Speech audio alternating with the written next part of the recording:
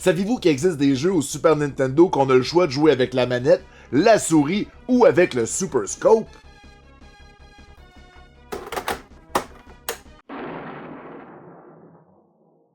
Bonjour à la maison, je m'appelle Guiz et je tente présentement de collectionner tous les jeux sortis en Amérique du Nord sur la Super NES.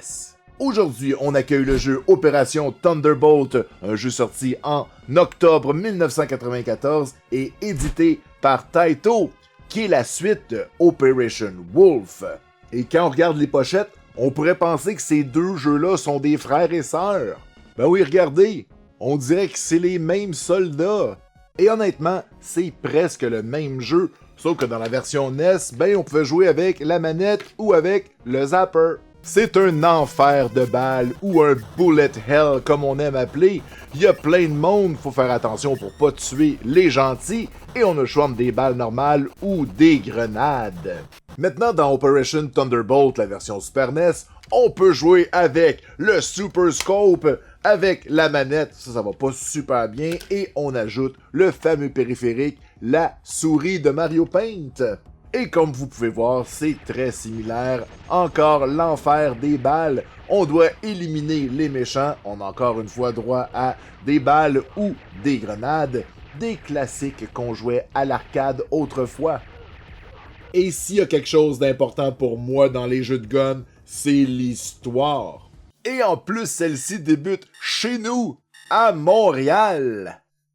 Et là, tout semble bien aller, mais il y a une musique stressante qui nous laisse présager au pire. Et là, on se rend compte qu'il y a des avions de chasse qui partent après un avion, mais ils ont rien fait. Ils ont l'air de terroristes pas fins. Mais qu'est-ce qu'ils peuvent bien vouloir à cet avion qui semble rempli de civils? Ça a pas de bon sens.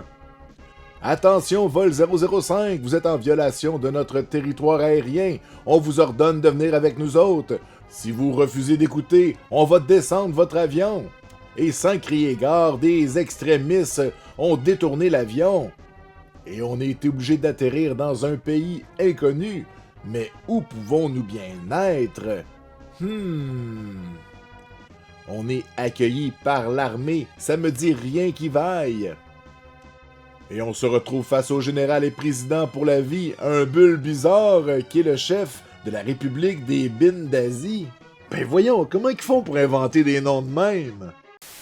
Là, notre jeu est basé sur un vrai raid d'Afrique de 1976. Nintendo acceptera jamais ça. Ok.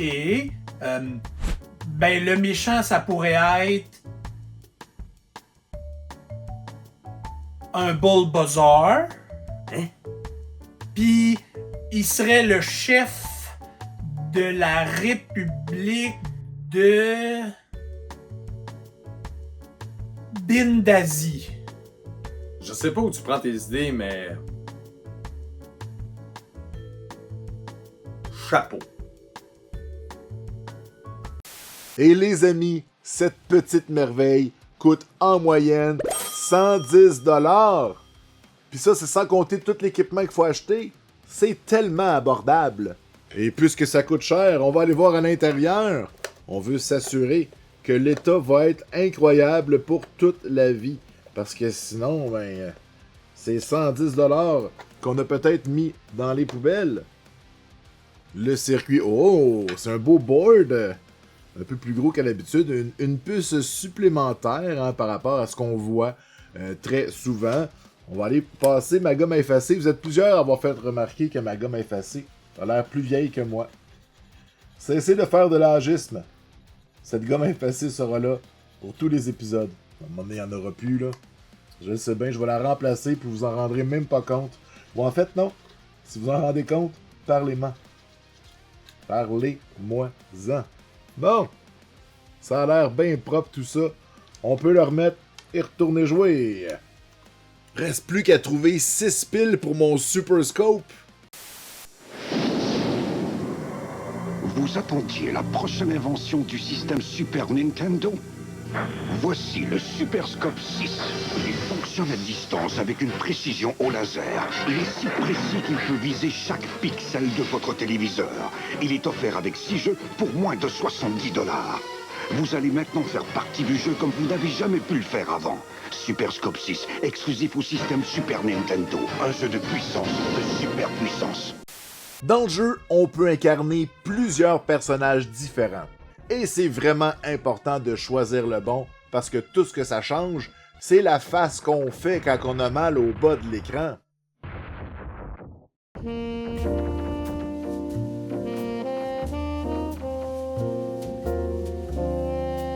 Bon, c'est bien beau tout ça, mais on a une mission à accomplir. Donc l'équipe se rassemble, on rencontre le colonel Jones qui nous fait un briefing avec une mission de nom de code Thunderbolt, c'est le nom du jeu. Et la mission est simple, trouver les passagers et sacrer notre camp. On peut choisir entre 3 niveaux en tirant sur la map. Et on est accueilli par des cinématiques très sympathiques. À l'époque, on voyait pas souvent.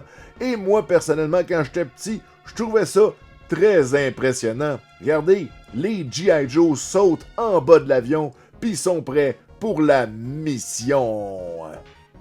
Dans le manuel, il y a plein d'informations pertinentes. Ça, si on passe au travers la page couverture avec le soldat qui a l'air d'avoir une envie de sourire fort, fort, fort. On nous donne un background sur notre mission. On nous présente les boutons selon si on utilise le Super Scope, la manette ou la souris. Et on nous explique les différentes armes et les différents power-ups. Mais il faut pas juste tuer tout le monde, là. Faut aussi sauver des gens. Comme dans les missions 4 et 6, on doit au moins sauver une personne, sinon on est game over. Et dans la mission 8, faut pas tirer le pilote, sinon on peut pas rentrer chez nous. Dans la première mission, on doit ramasser de l'information intelligente. Et pour ce faire, on utilise nos guns puis on tire sur tout le monde. Dans la mission 2, on doit trouver des munitions et un moyen de transportation. Pour faire ça, on utilise nos guns puis on tire sur tout le monde. Dans la mission 3, on doit rentrer dans le quartier général ennemi. Et pour ce faire, on utilise nos guns et on tire sur tout le monde. Dans la mission 4, on doit sauver des otages. Et pour ce faire, on utilise nos guns et on tire... Non, pas sur tout le monde. Faut pas tirer sur les otages. On les libère et on espère qu'ils vont sortir de l'écran pour être en sécurité. Hey, les méchants nous pitchent des sabres. C'est complètement fou. C'est le chaos. Allez, sors otage. Faut faire attention, parce que si on tire dessus, il meurt. Et quand on n'a plus d'énergie, plus de vie et plus de continue, il se passe ça. On meurt. C'est la fin.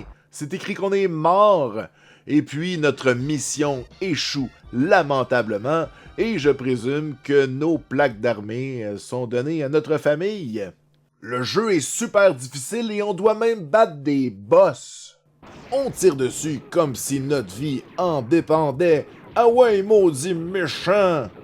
Ensuite, on délivre les otages et la vie est belle. Alors voilà, c'est déjà tout pour cet épisode. Et vous, c'est lequel votre jeu préféré de Super Scope? Écrivez-moi ça dans les commentaires et on se revoit bientôt pour un autre épisode de Super Nintendo.